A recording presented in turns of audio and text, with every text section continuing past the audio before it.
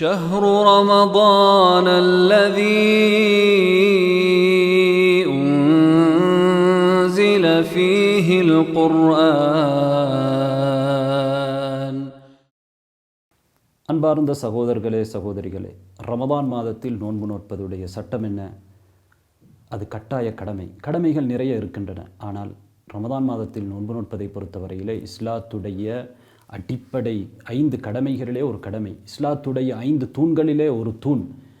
அதனை யார் மறுக்கிறாரோ அவர் முஸ்லீமாகவே இருக்க முடியாது. அந்த அளவுக்கு முஸ்லீம்களிடத்திலே அது மிக தெளிவாக வெளிப்படையாக அறியப்பட்ட ஒரு விடயம். அல்லாஹு தாலா குர்ஆனிலே சொல்கிறான், ஈமான் கொண்டவர்களே, நோன்பு நோற்பது உங்கள் மீது கட்டாய கடமையாக்கப்பட்டிருக்கிறது என்று அல்லாஹ் தாலா சொல்கிறான். இது உங்கள் மீது மட்டும் கடமையாக்கப்பட்டது அல்ல, உங்களுக்கு முன்னால் இருந்தவர்கள் மீது கடமையாக்கப்பட்டது போல என்று அல்லாஹ் சொல்கிறான். எனவே நோன்புடைய முக்கியத்துவத்தின் காரணமாக அல்லாஹு தாலா எங்களுக்கு முன்னிருந்தவர்கள் மீதும் அதனை கட்டாயமாக்கி இருக்கிறான். எதற்காக தெரியுமா? நீங்கள் பயப்படுவதற்காக, அல்லாஹுவை பயப்படுவதற்காக, நரகத்தின் தண்டனையை நீங்கள் பயப்படுவதற்காக. நபிகள் நாயகம் ஸல்லல்லாஹு அலைஹி வஸல்லம் அவர்கள் சொன்னார்கள், இஸ்லாம் 5 தூண்கள் மீது கட்டியெழுப்பப்பட்டிருக்கிறது.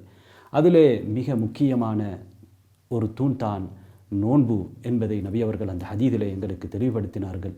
ரமதானுடைய பகல் காலத்திலே யார் நோற்ற நோன்பை விடுகிறார்களோ அதற்குரிய நேரம் வருவதற்கு முன்னால் அவர்களுக்குரிய தண்டனை என்ன தெரியுமா? நபிகள் நாயகம் ஸல்லல்லாஹு அலைஹி வஸல்லம் அவர்கள் கனவிலே காட்டப்பட்டார்கள்.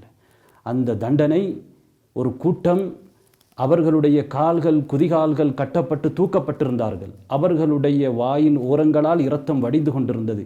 இது நோன்பை விடுபவர்களுக்குரிய தண்டனை. நோன்பே நோட்காமல் இருக்கிறார்களே, அவர்களுக்கு நோன்பு நோட்க முடியுமான நிலையிலே அவர்களுடைய நிலை என்ன என்பதை நாம் யோசித்து பார்க்க வேண்டும் சகோதரர்களே.